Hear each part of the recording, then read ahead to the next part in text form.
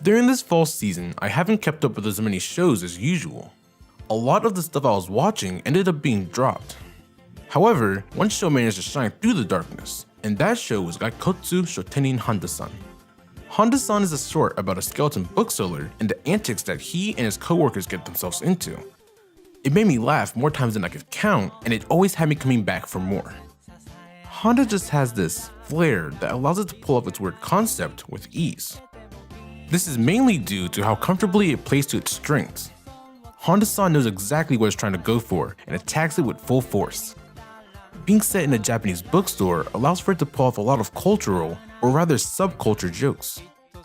Tackling a wide array of subjects such as dealing with publishers and restockers, foreign interest in Japanese media, English conversations, BL and general workplace struggles, nothing is too out of reach for the show, and it's all handled well through small vignettes.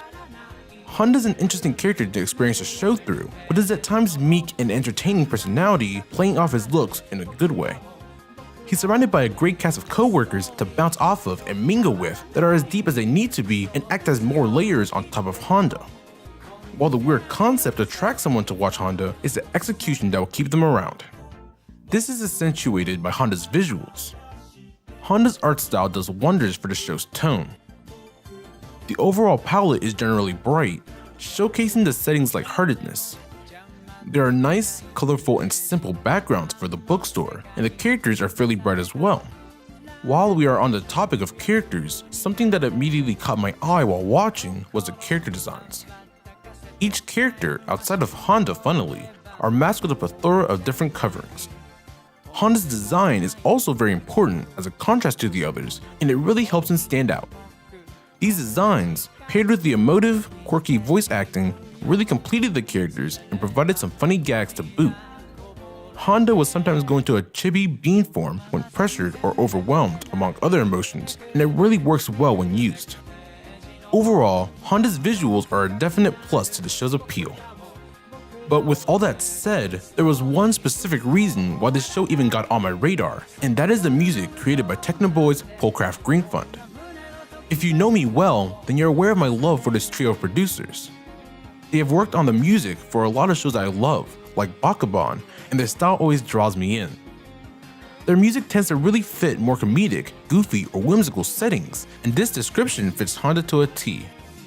The opening ISBN, which is sung by the seiyuu of Honda, Soma Saito, is a loud, wacky song that kicks off the anime in just the right fashion. The ending theme, Bookend Happy End, is a catchy tune that contains a lot of the Technoboys' production flair, such as their thumping drums and the soft, comforting vocals of Hiroshi Tanaka. I prefer the ending to the opening, but both really showcase what makes Technoboys special and help to set the show's pace. However, Technoboys didn't just work on the themes, but also the background music. The background music in an anime is exactly that, in the background, but a good song can be a deciding factor on selling the show's overall vibe. Technoboys fortunately pulls it off with the OST, providing a good array of songs that help to make the multiple comedic scenes fully actualize and accent the mood. If it weren't for their production touches in each episode, this show wouldn't function quite the same. All in all, Honda-san is a great package, with a lot of comedy that suits its subject matter, an art style that helps said comedy shine, and an amazing OST to round it all out. In a time where I've been non-committal with shows, this was the one that kept me interested and had me coming back for more. I highly recommend it. If you want to check Honda-san out, you can find it on Crunchyroll. Please give it a shot. Hey guys, thanks for watching. It's been a while since I made a video like this, so I appreciate you guys sticking around and checking this video out to the end. If you enjoyed this video, like, subscribe, and share with your friends. And if you want more videos like this, check out my review on Agretsuko from back in April. Hopefully I'll see you guys again soon. Peace.